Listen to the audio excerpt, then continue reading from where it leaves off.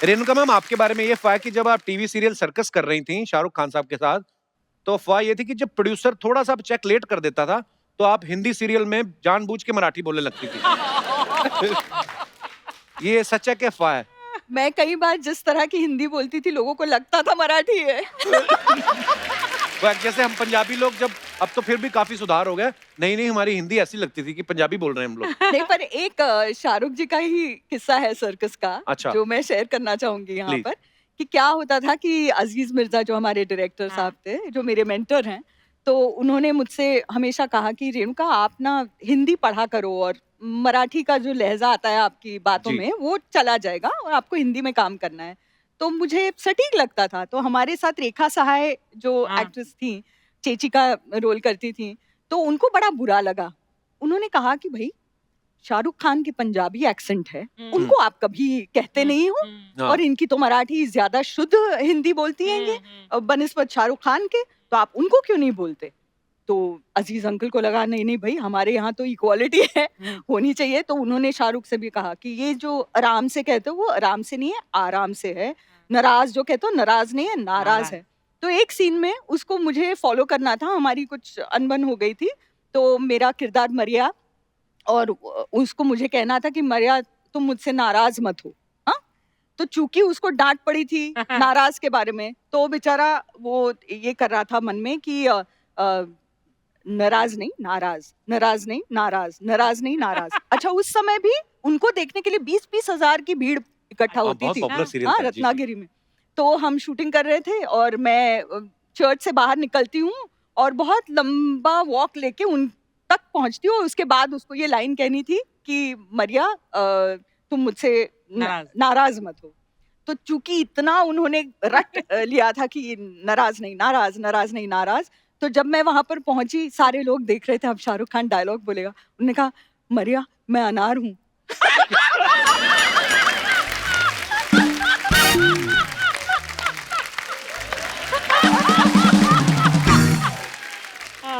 ओह, okay. तो Renuka ma'am, एक और अफवाह आपके बारे में ये है कि स्कूल में टीचर आपको रेणुका शहाने की जगह गलती से शाणे बुलाया करती थी। Is it true ma'am? शाणे मतलब नहीं, वो वैसे नहीं था, लेकिन हमको बचपन में, चूंकि मेरा भाई मुझसे 2 साल छोटा है, अच्छा जी। और हम टिकट काटे थे, तो मेरा फुल टिकट उसका आधा, तो अच्छा। हमको दीड़ शाणे जरूर बुलाते थे। क्यूट। अच्छा, आशुतोष सर कविताएं भी बहुत अच्छी लिखते हैं, स्टायर भी बहुत अच्छा लिखते हैं। अभी हाल ही में आशुतोष सर की जो बुक है राम राज्य, सर वो प्लीज उसके बारे में हमारे दर्शकों को कुछ बताएं कि उसमें क्या है राम राज्य बुक में? राम राज्य जो किताब है वो अभी तक हमने जितना भी पढ़ा है, हम ये मान के चलते हैं कि भगवान राम के चरित्र को पढ़ा है। जी। लेकिन ये राम राज्य जो है वो मर्यादा पुरुषोत्तम के जीवन दर्शन के ऊपर है। अच्छा जी। अक्सर ये माना जाता है कि अगर परमात्मा राम ईश्वर हैं, तो ईश्वर का सानिध्य किसी भी अपूर्ण व्यक्ति को पूर्ण करता है। बिल्कुल। लेकिन मेरे सामने ये प्रश्न खड़ा होता था कि ऐसा कैसे हो सकता है कि भगवान राम के संपर्क में आने के बाद कोई शूर्पणखा के नाक कान काट दिए जाते हैं, उसे अपूर्ण कर दिया जाता है। तो कहीं ऐसा तो नहीं कि कोई और बात हो और हमने किसी और चीज को समझ लिया हो, जी। जबकि सिर्फ इसलिए कि उसने अपनी वासना को ईश्वर के सामने रखा। जबकि ये कहा जाता है कि अगर ईश्वर के सामने वासना आप रख दें तो वो उपासना में परिवर्तित हो जाती है। तो ये ऐसे, फिर सरस्वती जो है वो विद्या की देवी है। जी। जी। अगर उनकी कृपा हो जाए तो अशिष्ट व्यक्ति भी शिष्ट हो जाता है। फिर ऐसा कैसे हो सकता है कि कोई सरस्वती माता कैकेयी की जिह्वा पर बैठकर उनकी बुद्धि को भ्रष्ट कर दे? फिर ये कहा जाता है कि रावण ने तपस्या की अमर होने के लिए, लेकिन ब्रह्मा जी ने भी मना कर दिया, शिव जी ने भी मना कर दिया। तो फिर रावण की नाभि में अमृत कुंड क्या कर रहा था? अगर अमृत कुंड है, इसका मतलब है कि वो अमर है। तो फिर वो अमृत कुंड कौन सा है? तो ऐसे कई सारे प्रश्न थे जो हमारे दिमाग में खड़े होते थे, और उन तमाम चीजों को लेके राम राज्य लिखी गई। और ये एक आनंद का विषय है कि लोगों को वो बहुत पसंद आ रही। क्या बात है सर, हम भी जरूर पढ़ेंगे सर। जोरदार तालियां आशुतोष सर के लिए और रेणुका मैम के लिए। सर, मैम आपका बहुत बहुत स्वागत है। आप दोनों बड़े प्यारे लग रहे हैं साथ में। बहुत बहुत धन्यवाद कपिल।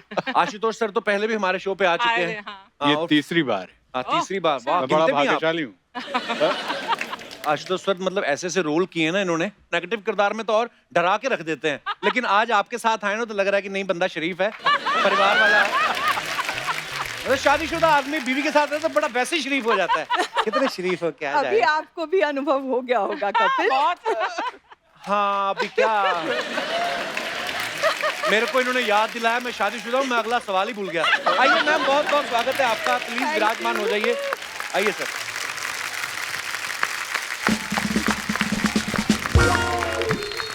मैम आज आपको देख के ना बड़ी खुशी हो रही है, मतलब सर को देख के भी खुशी हो रही है, पर सर से मुलाकात होती रहती है, आपसे आज पहली बार मुलाकात हो रही है। जी कपिल। मतलब मैं सोच रहा हूँ सुरभि जब आता था दूरदर्शन पे, 30 साल हो गए तकरीबन उस बात को। जी। और हम आपके हैं कौन में जब हमने आपको देखा 26 साल हो गए। और इतनी प्यारी स्माइल है ना आपकी, कसम से।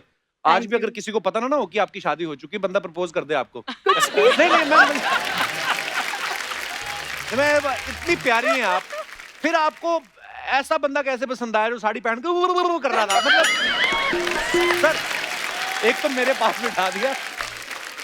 ओह, नहीं, कई लोगों को ऐसे लगता है कि हमारे घर में जैसे मैं चाय लेके जाती हूँ तो ये उठते ही साथ ये तो ना सर का जो है टैलेंट है। हाँ। नहीं तो आप अगर वैसे आशुतोष सर को देखो तो बड़ा धार्मिक सा फेस है, प्यारा फेस है, स्माइलिंग फेस है, लेकिन किरदार ऐसे ऐसे करते हैं ना आप, मतलब बंदा डर जाता है। अगर आपको पर्सनली ना मिला हो तो वैसे कोई कहे कि ये वही आदमी जो ऐसे, तो आदमी इनकी बिल्डिंग में घर ना ले।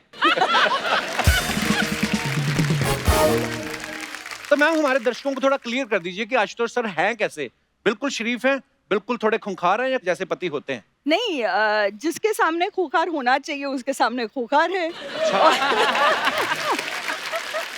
और जिसके सामने प्यार से पेश आना है उसके सामने बहुत ही प्यारे हैं। मतलब आपको छोड़ के बाकी सबके सामने खूंखार ही हैं फिर ये? नहीं, मैं इसमें एक बात ये कहना चाहूंगा कि चूंकि मैं भोले शंकर का भक्त हूँ, अरे वाह वाह, सेम हियर तो सर। मैं भोला भी हूँ और भाला भी हूँ। वाह। आज आपको देख के ना मेरे को सर इतनी, क्योंकि मैं सुरभि बहुत देखता था मैम, कुछ ज्ञान मिला। बहुत ज्ञान मिला। वो मतलब एक बार तो आपने हमारी यूनिवर्सिटी की फोटो दिखाई थी, गुरु नानक देव यूनिवर्सिटी अमृतसर, और हम लोग इसी बात में बड़े खुश कि हमारी यूनिवर्सिटी की पिक्चर आई है उस शो में, और मैंने देखा उसमें लोग बड़ी चिट्ठियां लिखते थे आपको, बिल्कुल। और मुझे लगता है आप और सिद्धार्थ सर करते थे वो शो होस्ट, जी। तो ज्यादातर चिट्ठियां तो आप ही को लिखते होंगे, सिद्धार्थ जी को तो कोई बेचारा सिद्धार्थ। मैं एक ऐसी चिट्ठी भी आई थी। अच्छा जी। एक मेरे फैन थे जो हर हफ्ते चिट्ठी लिखा करते थे। अच्छा जी। और एक वक्त था जब उनको पढ़ाई के लिए कनाडा जाना था। अच्छा तो जी। उन्होंने मुझे चिट्ठी लिखी कि सावधान रेणुका जी, सिद्धार्थ जी से सावधान रहिए। अच्छा, मैं वापस आऊंगा कनाडा से। आशुतोष सर इतना अच्छा लिखते हैं, इन्होंने कभी आपको चिट्ठी नहीं लिखी कोई? चिट्ठी तो नहीं, लेकिन सारी चीजें जो वो लिखते हैं उनकी पहली श्रोता मैं ही हूँ। अच्छा, वाह। तो आप पास करती हैं, अगर आपने हाँ कर दिया तो पास है, नहीं तो नहीं, ऐसा है? करेक्ट। बिल्कुल सर। ऐसा मतलब मैडम के साथ प्यार ज्यादा है कि आपको अपने आप पे एतबार नहीं है?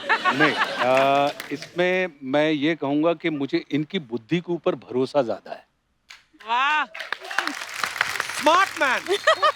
क्योंकि इतनी बुद्धिमान है, देखिए उन्होंने कितना अच्छा पति ढूंढा, ये कहना चाहते हैं आप? पर वैसे सर आपकी मुलाकात कैसे हुई थी रेणुका मैम से? एक हम शो करने वाले थे टेलीविजन के ऊपर, दुश्मन आके रिलीज हुई थी, अच्छा जी। और हमारी एक दोस्त थी राजेश्वरी सचदेव, एक्ट्रेस हैं, जी जी जी और तेजस्विनी कोल्हापुरे। जी। तो एक फिल्म बनी थी जयते, हंसल मेहता की पहली फिल्म थी। अच्छा जी। तो उसका ट्रायल था, प्रीव्यू था सुमित थिएटर में। तो हंसल ने हमें बुलाया, तो हमने राजेश्वरी और तेजस्विनी से कहा यार मैं अकेला नहीं जाना चाहता हूँ, तुम अच्छा चलोगी? उन्होंने कहा चलते हैं। तो हम वहां गए तो राजेश्वरी और रेणुका जी बहुत अच्छी दोस्त थी, अच्छा जी। और मैं रेणुका जी का प्रशंसक था। मेरी एक दोस्त हैं शंपा शाह, अच्छा जी। भोपाल में रहती हैं, सिरेमिक आर्टिस्ट हैं।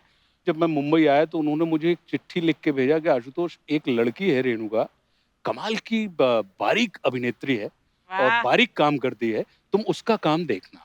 अच्छा जी। तो हम देखते थे, सैलाब उस समय आ रहा था, आता था, और फिर इनकी हम आपके हैं कौन भी आ गई थी। जी। तो मैं इनके काम से मुतासिर था और बड़ा प्रभावित था, और मैं ये जानता था कि ये ब्रिलियंट अभिनेत्री हैं। तो जब इनसे मुलाकात हुई तो हम दोनों तकरीबन आधा घंटे तक आपस में बात करते रहे और काफ़ी हमारे विचार मिल रहे थे। तो बाहर निकले जब हम रात में, उस दिन इतवार था। तो मैंने इनसे कहा कि आप कहाँ रहती हैं? तो बोली मैं दादर रहती हूँ। अच्छा, मैंने कहा चलिए मैं आपको आप कैसे जाएँगे? बोले मैं टैक्सी से जाऊँगी। अच्छा। तो मैंने कहा आपके पास कार नहीं है? बोले नहीं इतवार होता है और इतवार पे हम अपने स्टाफ को भी छुट्टी देते हैं How वाह! sweet. क्या बात और है, बहुत अच्छी बात है। और मैं चलाना नहीं जानती हूँ। तो हमने इनसे कहा कि मैं आपको छोड़ दूँ? तो इन्होंने हमसे कहा कि आप कहाँ रहते हैं? मैंने कहा मैं चेंबूर रहता हूँ। अच्छा, तो बोले मैं मुंबई में पली-बड़ी हूँ, जन्म मेरा यहाँ पर हुआ है और मैंने आज तक कोई ऐसा रास्ता नहीं देखा जुहू से जो वाया दादर चेंबूर जाता हो। तो आप बिल्कुल परेशान ना हों, आप अपने रास्ते जाइए, मेरी आदत है और मैं चली जाऊँगी।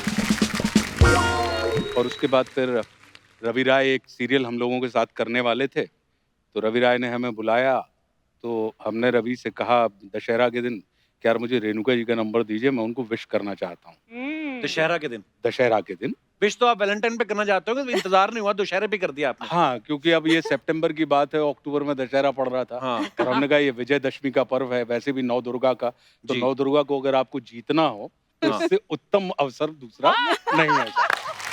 तो क्योंकि तो रवि ने हमसे कहा कि देखो भैया आशुतोष कि रात 10 बजे के बाद वो कोई फ़ोन उठाती नहीं है। दूसरा अनजान फ़ोन वो उठाती नहीं है। अच्छा जी। तीसरा उनके यहाँ आंसरिंग मशीन बजेगी।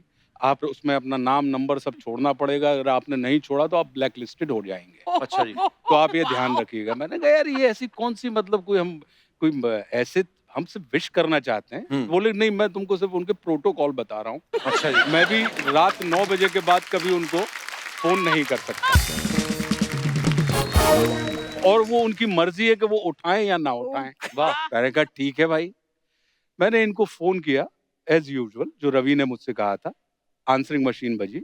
हमने उस पे अपना पता छोड़ा कि भाई मैं आशुतोष राणा बोल रहा हूँ और आपको दशहरा की बहुत सारी शुभकामनाएँ और अपना नंबर नहीं छोड़ा। हमने अच्छा। कहा हम क्यों छोड़ें? देखिए, नंबर पेंच। छोड़ने का मतलब ये होता है हम्म। कि आप ज़बरदस्ती किसी को कर रहे हैं कि आप मुझे कॉल बैक करें। हुँ। मैंने कहा अगर इनको करना होगा तो जैसे हमने पता किया है वैसे ये ढूँढ लेंगे। हाँ। तो अगले दिन जब मैं पहुँचा तो हमारी बहन ने बताया कि रेणुका शहाणे का फ़ोन आया था, तुमने विश किया होगा उनको। तो उन्होंने कहा है कि भाई राणा जी को बोल दीजिएगा कि बहुत-बहुत धन्यवाद और मेरी तरफ से भी शुभकामनाएँ। अच्छा। मैंने कहा बहुत अच्छा। मैंने अगले दिन वापस इनको फ़ोन किया कि आपने धन्यवाद दिया, इसका आपको बहुत धन्यवाद। तब भी आंसरिंग बजी। अगले दिन जब मैं वापस घर पहुँचा, तो मुझे वापस बहन जी ने बताया कि रेणुका का फ़ोन आया था और उन्होंने कहा कि देखिए, ये मेरा मोबाइल नंबर है, उनको आप मेरा ये नंबर दे दीजिए वाह! और वो मुझसे सीधे बात कर लें। हमने कहा अब ये बात सही हो गई। अब ये लगा कि यार रवि ने कहा है कि रात 10 के बाद फ़ोन मत करना और मैं व्यक्ति हूँ जो रात 10 के बाद ही जागता हूँ। हाँ। मैंने कहा अगर पहले दिन ही प्रोटोकॉल आपने फ़ॉलो किया, हाँ। तो जीवन भर आपको यही फ़ॉलो करना पड़ेगा। तो हमने रात 10:30 बजे इनको फ़ोन किया कि thank you so much Renuka ji और इन्होंने फ़ोन उठाया। वाह! और उसके बाद तकरीबन 3 महीने हम फ़ोन अ फ्रेंड खेलते रहे। अच्छा जी। हम मिले नहीं।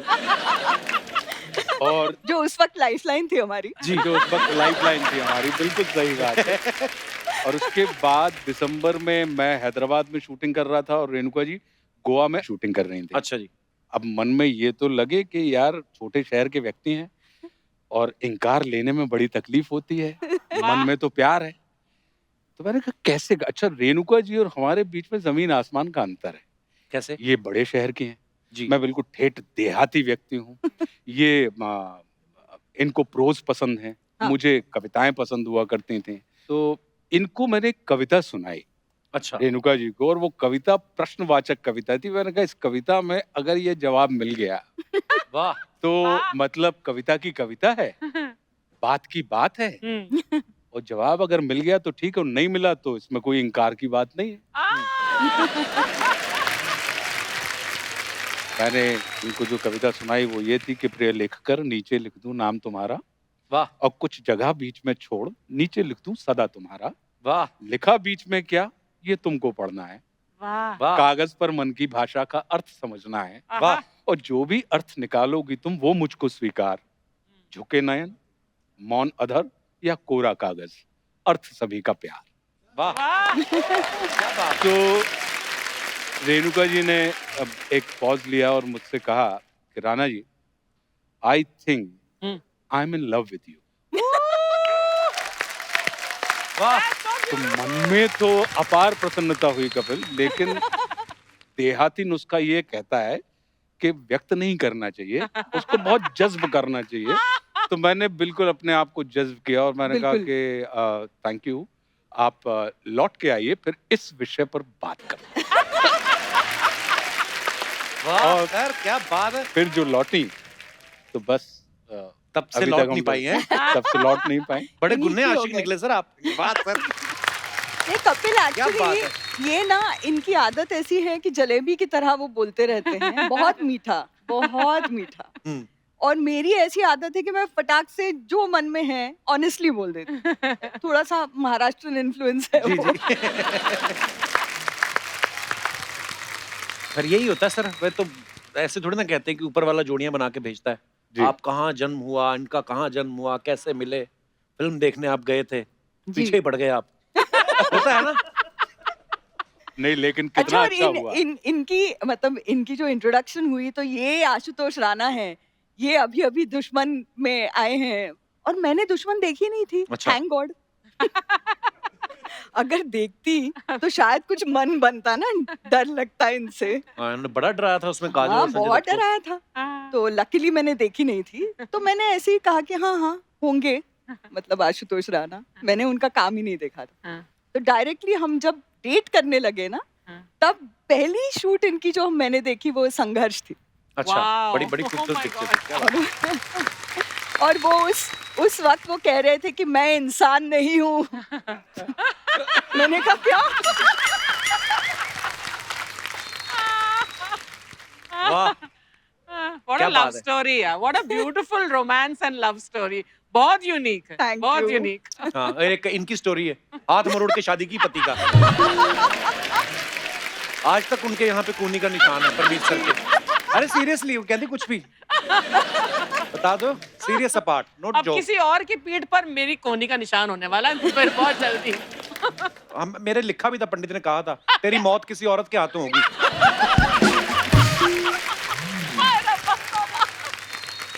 अच्छा सर मैं ये पूछना चाहता हूँ कि जब आपका तो बात हो गई कि एक दूसरे से मोहब्बत है, सब स्वीकार कर लिया एक दूसरे ने, फिर जब आप इनके घर वालों से मिले तो वो इजीली मान गए थे या उन्होंने कहा था कि जब तक चाय बन रही 2-4 कविताएं पहले आप दिखाइए हमें तो हम पढ़ेंगे फिर डिसाइड करेंगे। नहीं, जो आई हैं उन्होंने इनकी परवरिश इतनी अच्छे से की है कि उनका ये कहना था कि मुझे इनके घर का नाम उमा है। अच्छा जी। हाँ तो बोले उमा के डिसीजन पर, उसके निर्णय पर मुझे पूरा विश्वास है। वाह। वो बहुत होश हवास में सारे फैसले लेती है। तो अगर उसने तुम्हें चुना है तो फिर तुम्हारे ऊपर विचार करने की कोई जरूरत नहीं। वाह लेकिन हाँ, हाँ। ये विश्वास थोड़ा डगमगाया था अच्छा जी। शादी के एक दिन पहले ही। जब हम मैंने लोग सुनी है एक कहानी की शादी के एक दिन पहले आशुतोष सर के दोस्तों ने कुछ ऐसे किस्से बताए कि आपने मेहंदी वाली को रोक दिया था कि रुको रुको अभी अभी उसने ए ही लिखा था तो कहती रुको अभी मेरे को कुछ नई बातें पता चली। वो क्या बातें थी रेणुका मैम? नहीं यार तो लिख चुकी थी मैं। अच्छा तब तक रंग भी ला चुकी थी मेहंदी। अच्छा जी। और हम मतलब ट्रेन से सफर कर रहे थे सभी, मतलब मेरे घर वाले भी, इनके कई दोस्त सब साथ में जा रहे थे ट्रेन में। अच्छा जी। तो रास्ते में एक से बढ़कर एक किस्से थे और पहले तो बहुत मतलब अच्छे वाले कि इनकी बुद्धिमानी के और इनकी मतलब कैसे दोस्त इकट्ठा करते हैं और कैसे इनका कमरा बड़ा जागृत रहता था और वगैरह, वो सब तो बहुत अच्छा था। आई और बाबा दोनों कि अरे वाह क्या दामाद पाया है, वाह वाह वाह। उसके बाद फिर इनके परम मित्र हैं पदम सिंह ठाकुर।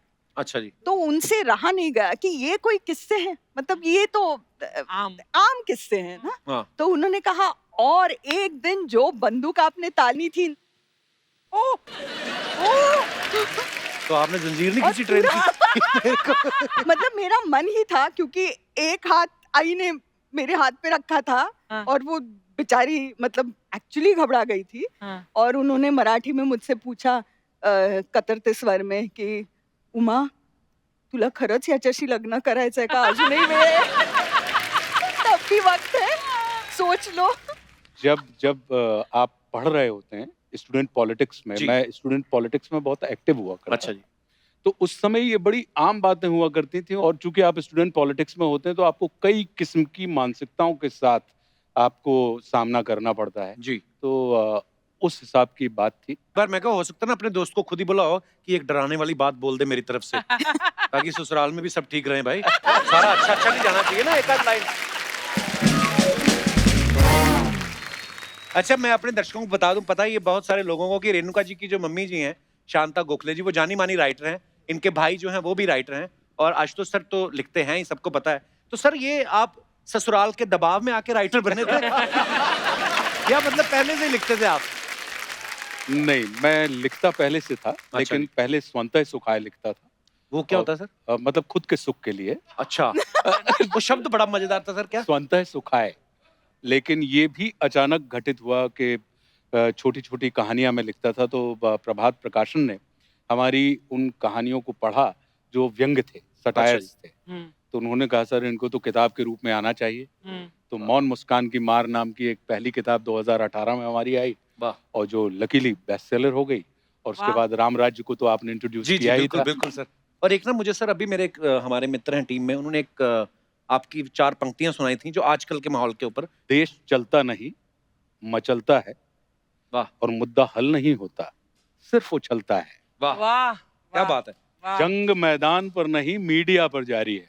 वाह, अच्छा। आज तेरी तो कल मेरी बारी है। बारी, वाह। लिखने विखने की बातें हो रही हैं सर की, लेखकी की बातें हो रही, तो यहाँ पे रेणुका जी एक शख्स हुआ करते थे, उनको बड़ा लिखने का शौक था। अच्छा किसकी बात हो रही है? क्या बोला? बस ऐसे ही अपनी मन के विचार शायरी में लिख के पढ़ते रहते थे। अरे वाह हाँ, उसके बाद फिर अर्चना जी आई, इनको पढ़ने का शौक है। हाँ, लिखती ये तभी है जिस दिन इनका चेक लेट हो जाए ना, उसके बाद ये फिर प्रोडक्शन वालों को ऐसे ऐसे मैसेज लिखती है ना, वो भी कहते हैं मैडम ये मुगल कालीन गालियां हमने पहली बार सुनी है।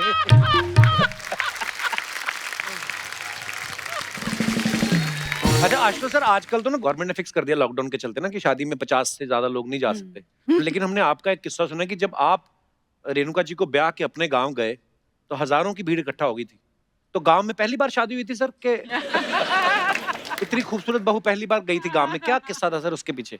जैसे आपने अभी बताया कि रेणुका जी की जो चिट्ठियां आती थी, फैन मेल आती थी, तो लाखों की संख्या में आती थी। बिल्कुल। तो जब एक इतने मिकदार की और इतने बड़े किरदार की बहू अगर उस शहर की बहू बने तो निश्चित रूप से उसका स्वागत तो लोग बिछकर करते हैं। क्या बात है। तो ये बड़े हर भाग्य की बात है।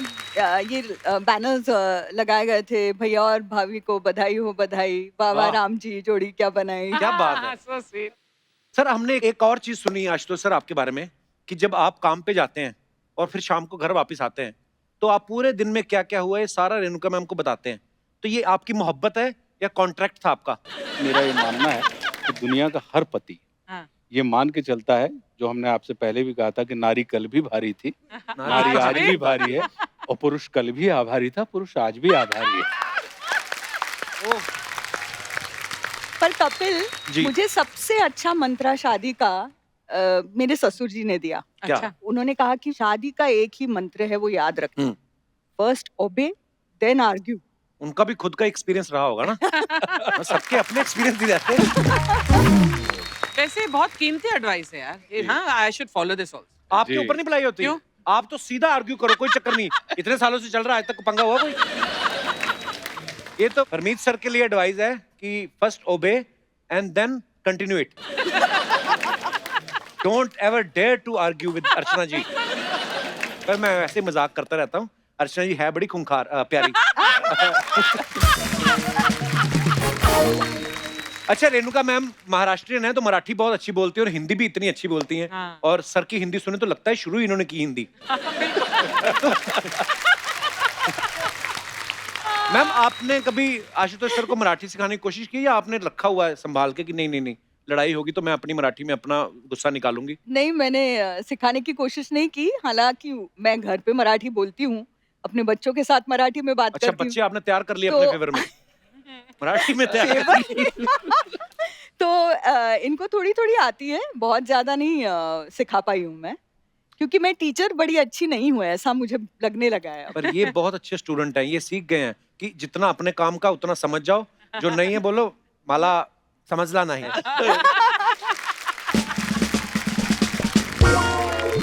मैम, आपने साइकोलॉजी में ग्रेजुएशन किया है मैंने सुना। जी। तो मैम एक क्वेश्चन है, बहुत सारे लोगों का सवाल है, कुछ पतियों के भी सवाल थे कि जो पति पहले बॉयफ्रेंड होता है, शादी के बाद उसकी साइकोलॉजी में क्या कमियां, मतलब चेंजेस क्या आते हैं? नहीं, पतियों के कोई चेंज नहीं आता, वो बॉयफ्रेंड मतलब वो बैचलर ही रहता है। अच्छा जी।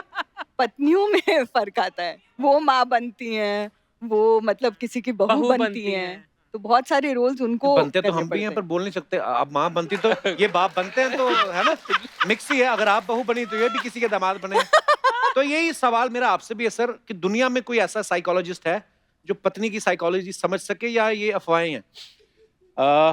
मुझे लगता है कपिल के सुखी जीवन का रहस्य जो है जी। वो सिर्फ यही है कि एक समय में आपको ये लगना चाहिए कि आप पूरा समझते हैं, और उसी समय आपको ये लगना चाहिए कि आप बिल्कुल नहीं समझते हैं। वाह, बहुत गहरा है। बहुत गहरी बात है। आप विश्वास कीजिए, क्योंकि marriage is not a matter of change, it's a matter of exchange. और हम और आप क्या करते हैं कि हम तुरंत बदलने की दिशा में बढ़ जाते हैं कि वाकई। जैसे बॉयफ्रेंड हस्बैंड बना या बिल्कुल। जैसी गर्लफ्रेंड वाइफ बनी, तो हम उसको बदलने की दिशा में Yes, लग जाते yes, हैं, हाँ। जबकि वो बदलने का विषय नहीं होता, वो बढ़ने का विषय होता है, वो एक दूसरे के साथ परिवर्तन का विषय गुरुदेव, होता है। गुरुदेव। वाह सर, ये किसने सिखाई हैं आपको बातें सर? मुझे जो विचार मिले हैं वो मुझे मेरी माँ से मिले हैं, और जो साहस मिला है वो मेरे पिता वाह। से मिला है। क्या बात। और जीवन में अगर आपको एक अच्छी पत्नी मिल जाए तो वो जिंदगी के तूफान में वो बंदरगाह के जैसी होती है, और अगर कठिन स्त्री मिल जाए तो वो बंदरगाह पे तूफान के जैसी।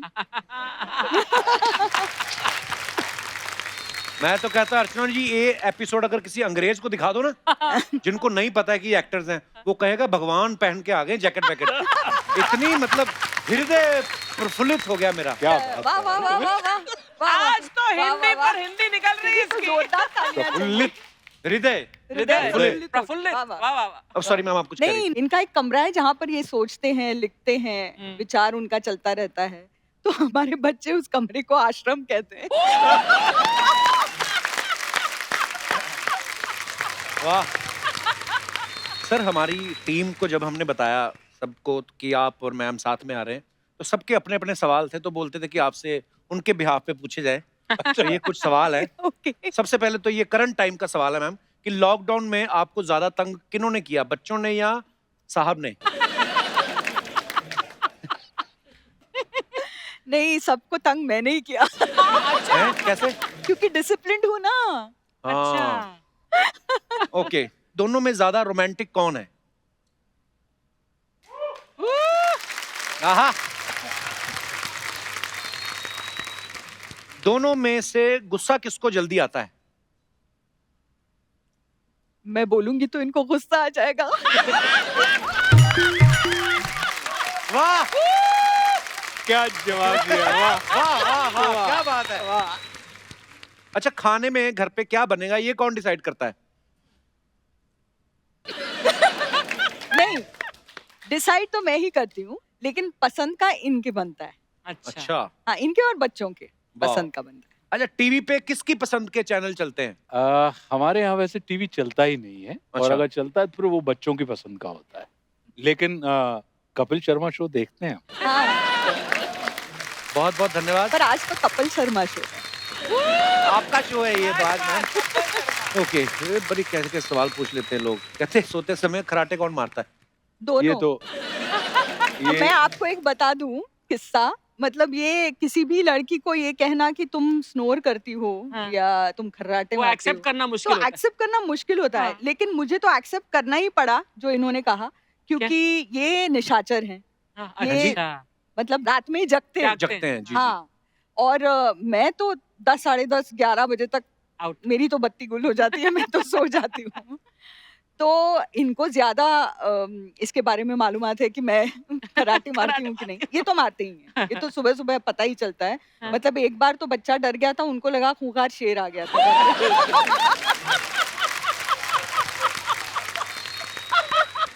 तो मैंने इनसे कहा कि मैं इतना कराटे मारती हूँ, तो मात्रा थोड़ी सी कम हो कम गई कर ना। दो।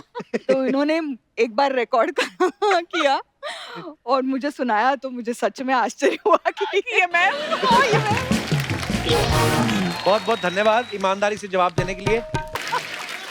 अच्छा, हमने कहीं इंटरव्यू में सुना था कि सर कह रहे थे कि ये जो भी कविता लिखते हैं उसके लिए ऐसे कॉपी पेन का इस्तेमाल नहीं करते, फोन पे ही लिख लेते हैं, बल्कि इन्होंने अपनी किताब भी जो है फोन पे ही लिखी थी। बिल्कुल। कभी आपने चेक किया है कि ये अपनी किताब लिख रहे थे या किसी की किताब पढ़ रहे थे? ऐसा कभी होता, कभी आपने ऐसे फोन पढ़ा हो तो वैसे ही चेक कर लिया हो? मतलब अर्चना जी का मैंने सवाल कभी था। नहीं चेक किया। ये आश्चर्य की बात है कपिल, सच में मैंने इनका फोन कभी चेक नहीं किया है। ना तो मुझे इनका कुछ पासवर्ड है क्या आपका फोन पे? बताइए। देखिए सर, हमारा काम ही है रिश्तों में दरार डालना।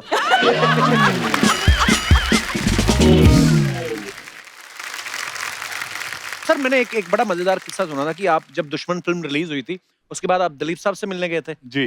तो क्या कहा था सर उन्होंने आपसे फिर? दिलीप साहब, और ये बहुत अच्छा हुआ कि उनसे मेरी मुलाकात हो गई। मैंने उनको चरण स्पर्श किया। हमारे लिए तो ये एक अद्भुत बात थी और जी। ये लगता था कि जैसे कि कॉमिक बुक में से कोई एक सुपर हीरो निकल के आता है। वाकई। उन्होंने पीठ पे हाथ रखा और बोले, बरखुरदार, मैं तुम्हारे काम से बहुत मुतासिर हूँ। वाह। अब ये सुन के तो मतलब मुझे लगा कि ये मुझे जानते भी हैं। वाह। ये अपने आप में एक बहुत बड़ी उपलब्धि बिल्कुल। थी। बोले कि मैं आपको कुछ सलाहियत देना चाहता हूँ। बोले कि एक तरफ आइए, और ले गए मुझे और मुझसे कहते हैं कि बरखुरदार, याद रखना कि चाहे तुम हो या मैं, हम सब खिलौने बेचने वाले लोग हैं। वाह। और हम सब की टोकरी में एक निश्चित संख्या के खिलौने हैं।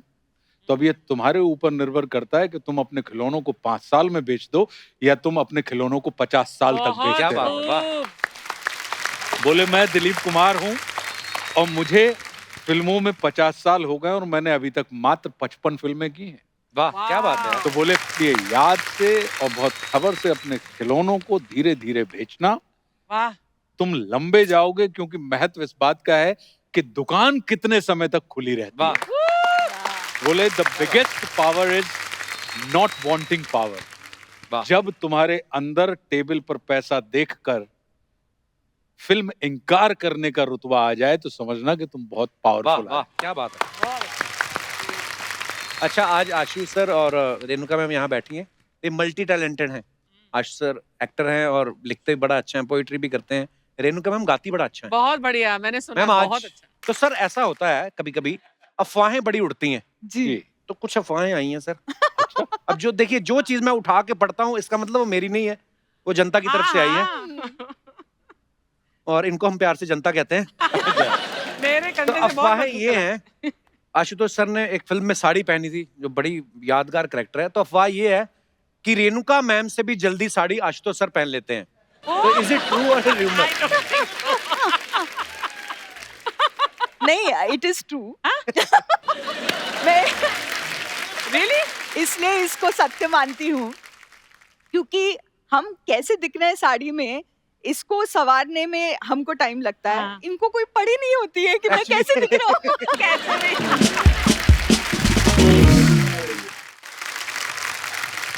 रेणुका मैम, आपके बारे में ये अफवाह है कि जब आप टीवी सीरियल सर्कस कर रही थी शाहरुख खान साहब के साथ, तो अफवाह ये थी कि जब प्रोड्यूसर थोड़ा सा चेक लेट कर देता था तो आप हिंदी सीरियल में जानबूझ के मराठी बोलने लगती थी। ये सच है कि अफवाह है? मैं कई बार जिस तरह की हिंदी बोलती थी, लोगों को लगता था मराठी है। वो जैसे हम पंजाबी लोग, जब अब तो फिर भी काफी सुधार हो गया, नहीं नहीं हमारी हिंदी ऐसी लगती थी कि पंजाबी बोल रहे हैं हम लोग। नहीं, पर एक शाहरुख जी का ही किस्सा है सर्कस का, अच्छा। जो मैं शेयर करना चाहूंगी यहाँ Please. पर। कि क्या होता था कि अजीज मिर्जा जो हमारे डायरेक्टर हाँ। साहब थे, जो मेरे मेंटर हैं, तो उन्होंने मुझसे हमेशा कहा कि रेणुका, आप ना हिंदी पढ़ा करो और मराठी का जो लहजा आता है आपकी बातों जी। में वो चला जाएगा और आपको हिंदी में काम करना है। तो मुझे सटीक लगता था। तो हमारे साथ रेखा सहाय जो हाँ। एक्ट्रेस थी, चेची का रोल करती थी, तो उनको बड़ा बुरा लगा। उन्होंने कहा कि भाई, शाहरुख खान के पंजाबी एक्सेंट है, हम्म, उनको आप कभी कहते हम्म, नहीं हो, हाँ और इनकी तो मराठी ज्यादा शुद्ध हिंदी बोलती हैं ये, बनिस्बत शाहरुख खान के, तो आप उनको क्यों नहीं बोलते? तो अजीज अंकल को लगा नहीं नहीं भाई, हमारे यहाँ तो इक्वालिटी है, होनी चाहिए। तो उन्होंने शाहरुख से भी कहा कि ये जो आराम से कहते हो वो आराम से नहीं है, आराम से है। नाराज जो कहते हो नाराज नहीं है, नाराज नाराज। है। तो एक सीन में उसको मुझे फॉलो करना था, हमारी कुछ अनबन हो गई थी, तो मेरा किरदार मरिया, और उसको मुझे कहना था कि मरिया तुम मुझसे नाराज मत हो। हाँ, तो चूंकि उसको डांट पड़ी थी नाराज के बारे में, तो बेचारा वो ये कर रहा था मन में कि नाराज नहीं नाराज, नाराज नहीं नाराज, नाराज नहीं नाराज। अच्छा, उस समय भी उनको देखने के लिए 20-20 हजार की भीड़ इकट्ठा हाँ, होती बहुत थी। पॉपुलर सीरियल हाँ, था, जी, जी। रत्नागिरी में। तो हम शूटिंग कर रहे थे और मैं चर्च से बाहर निकलती हूँ और बहुत लंबा वॉक लेके उन तक पहुंचती हूँ, और उसके बाद उसको ये लाइन कहनी थी कि मरिया तुम मुझसे नाराज मत हो। तो चूंकि इतना उन्होंने रट लिया था कि नाराज नहीं नाराज, नाराज नहीं नाराज, तो जब मैं वहां पर पहुंची, सारे लोग देख रहे थे अब शाहरुख खान डायलॉग बोलेगा, उन्होंने कहा मरिया मैं अनार हूँ।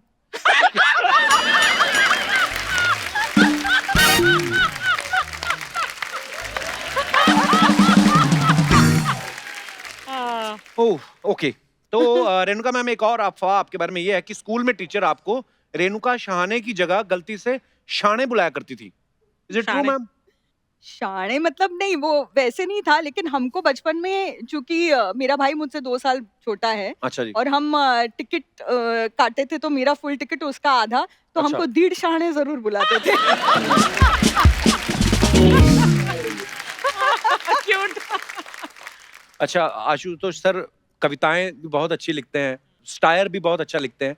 अभी हाल ही में आशुतोष सर की जो बुक है राम राज्य, सर वो प्लीज उसके बारे में हमारे दर्शकों को कुछ बताएं कि उसमें क्या है राम राज्य बुक में? राम राज्य जो किताब है वो अभी तक हमने जितना भी पढ़ा है, हम ये मान के चलते हैं कि भगवान राम के चरित्र को पढ़ा है। जी। लेकिन ये राम राज्य जो है वो मर्यादा पुरुषोत्तम के जीवन दर्शन के ऊपर है। अच्छा जी। अक्सर ये माना जाता है कि अगर परमात्मा राम ईश्वर हैं, तो ईश्वर का सानिध्य किसी भी अपूर्ण व्यक्ति को पूर्ण करता है। बिल्कुल। लेकिन मेरे सामने ये प्रश्न खड़ा होता था कि ऐसा कैसे हो सकता है कि भगवान राम के संपर्क में आने के बाद कोई शूर्पणखा के नाक कान काट दिए जाते हैं, उसे अपूर्ण कर दिया जाता है। तो कहीं ऐसा तो नहीं कि कोई और बात हो और हमने किसी और चीज को समझ लिया हो, जी। जबकि सिर्फ इसलिए कि उसने अपनी वासना को ईश्वर के सामने रखा। जबकि ये कहा जाता है कि अगर ईश्वर के सामने वासना आप रख दें तो वो उपासना में परिवर्तित हो जाती है।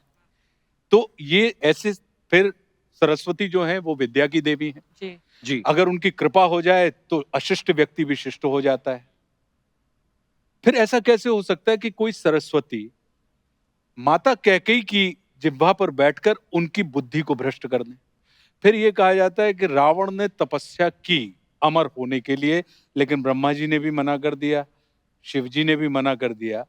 तो फिर रावण की नाभि में अमृत कुंड क्या कर रहा था? अगर अमृत कुंड है, इसका मतलब है कि वो अमर है।